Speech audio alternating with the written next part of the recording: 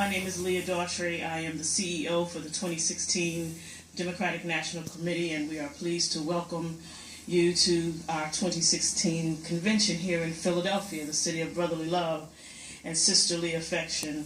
We are excited about what we have planned this week and what we will showcase to the nation in terms of our vision and our values and how we plan to move America forward. Our plans this week will convey a very stark contrast to what we saw last week in Cleveland, and will give our country a clear vision of our plans, not just a lot of verbiage, but our plans to move America forward. We're excited about it, and we look forward to welcoming our 50,000 friends, delegates, and guests this week to what will be the most engaging, innovative, and exciting convention in American history. With that, I'm going to welcome my friend and my colleague, Robbie Mook, the campaign manager for Hillary for America.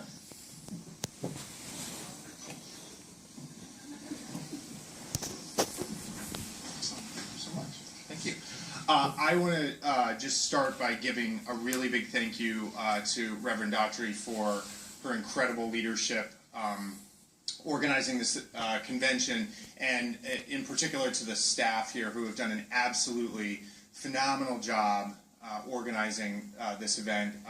It has been the most professionally run, the most competent convention I've ever experienced myself. I also think this is going to be one of the most exciting, inspiring conventions that Democrats have ever held, and it wouldn't be possible without your leadership. So thank you, Reverend. The theme of this first day of the convention is really kicking off a broader theme for the entire week, and that is that Secretary Clinton has spent her entire life fighting for kids and families, fighting to provide opportunity to those who are given the least, and breaking down barriers to opportunity. What we're going to focus on tonight in particular is how we get this economy working for everyone, not just those at the top. And we are going to have some of the brightest stars in the Democratic Party speaking. First, our keynote speaker will be Senator Elizabeth Warren from Massachusetts. She will be talking about the clear choice in this election between Secretary Clinton, who is fighting for working class families, who's fighting to get this economy working for everyone, and Donald Trump, who has spent his entire career making himself more wealthy, more famous at the expense of others. Our featured speaker tonight is going to be Senator Cory Booker. He's going to be talking about how Secretary Clinton is uniquely positioned, both because of her motivations to fight for others and her tremendous experience and record of accomplishment, how she is uniquely qualified to bring our country together, which we desperately need to start getting things done to get this economy working for everyone. Senator Sanders is going to be closing us out tonight. He is going to be talking about how we are stronger together when we join forces as a party to take on the rigged system and get this economy working for everyone. The First Lady will be speaking. She will be talking specifically about the challenges facing families today, her unique perspective on that as First Lady of the United States, and the type of leadership that it's going to take in the White House to put families first. We are also going to hear from some other participants tonight. One I wanted to highlight in particular is a young woman named Carla, who was 11 years old. You may have seen a video that she was in with Secretary Clinton. She approached Secretary Clinton at an event in Las Vegas during the primary to talk about how concerned she was that her parents will be deported. She will be addressing how Secretary Clinton is going to provide opportunity and break down barriers for her and her family.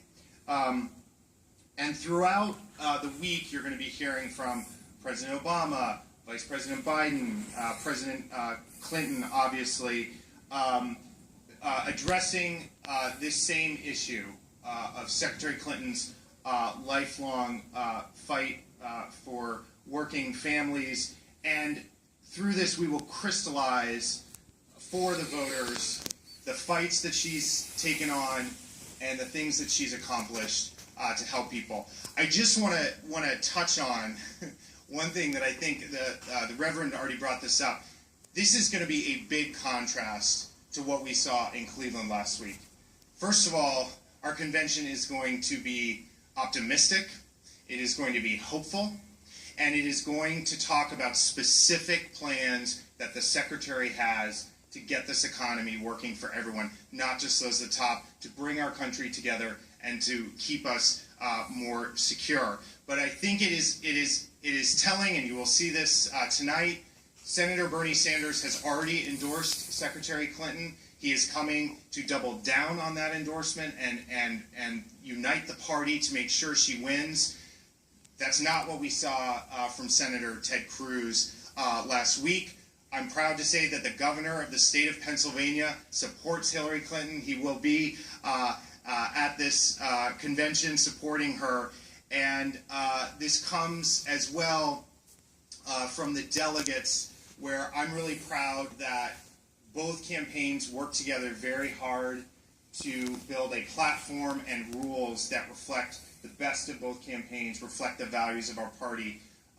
And for that reason, there have actually been no minority reports filed in this process. And it's because of the hard work of both campaigns. So I actually want to thank the Senator Sanders campaign for that. And with that, I'm going to turn it over to Brian Fallon.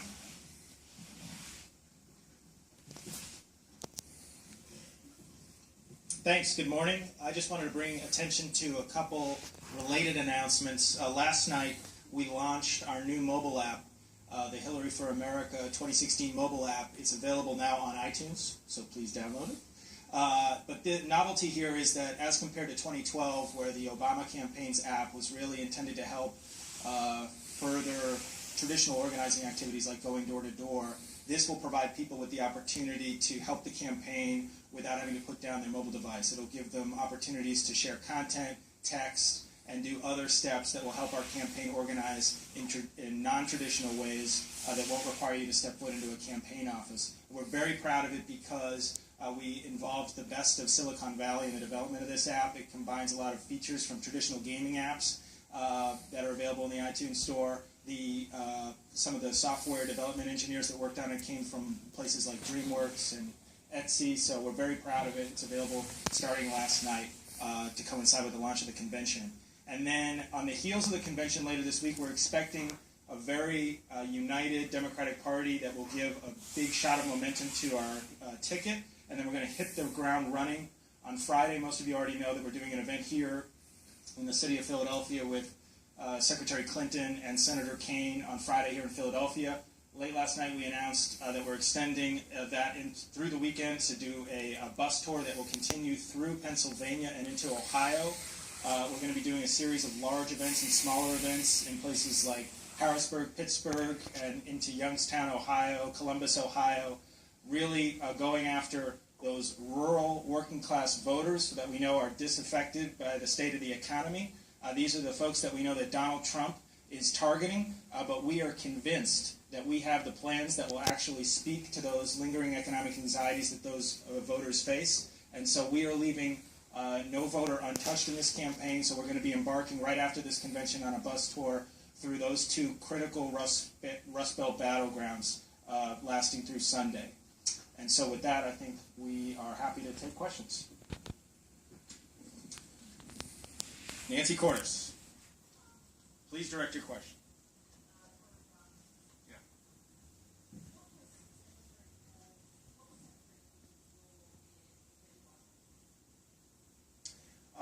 The chairwoman, this was the chairwoman's decision to step down.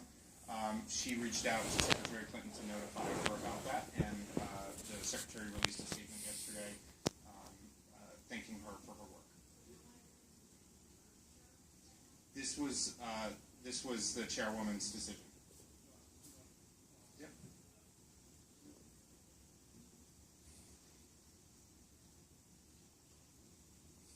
This can be a good question.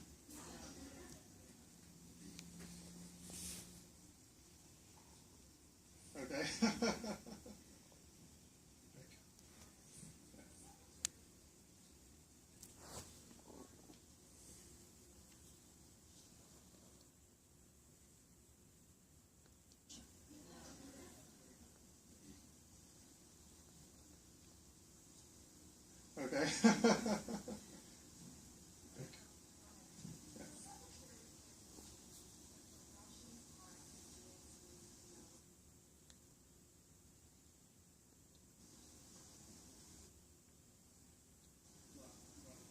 Yep.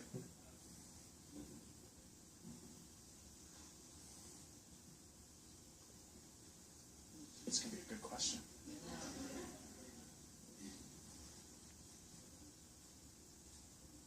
Okay.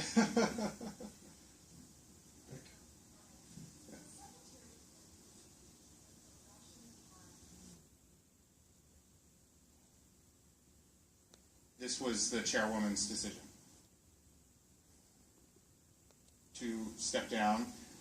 She reached out to Secretary Clinton to notify her about that, and the Secretary released a statement yesterday thanking her for her work. This was the chairwoman's decision. Yep.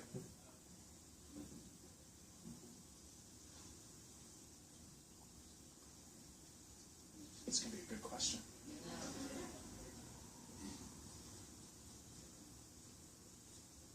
Okay.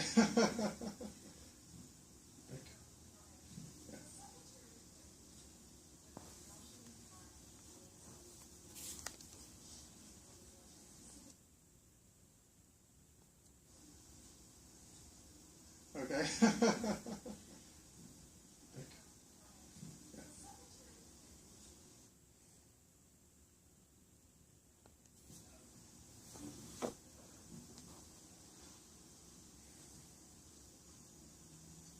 It's going to be a good question.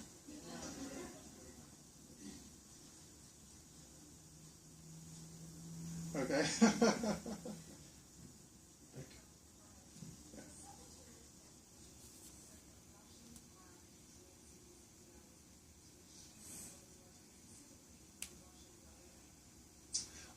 All we know right now is what experts are telling us. I would refer everybody here to the reporting today in the New York Times and yesterday, I believe, in the Washington Post. What the experts are saying and what the experts said when this breach initially happened at the DNC was that they believed that it was Russian state actors who took these emails. And what further experts are saying, and again, I refer you to the reporting on this, what further experts are saying is that then because they possessed those emails, that Russian state actors were feeding the emails to hackers for the purpose of helping Donald Trump.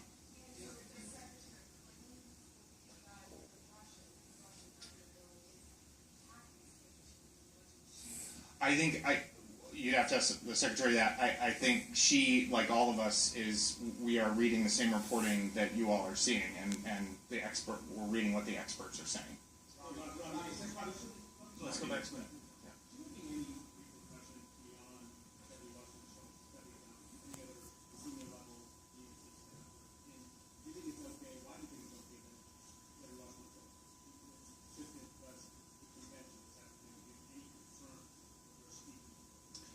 Well, my understanding is that the DNC is reviewing all of the information. It's important to recognize when hackers dump something, sometimes the information is doctored and so on. So there's a process in place to review this information, and they will take appropriate action. That's what I just said. They're doing that review right now, and we'll just have to see what comes out of that. There are systems in place through them to do that.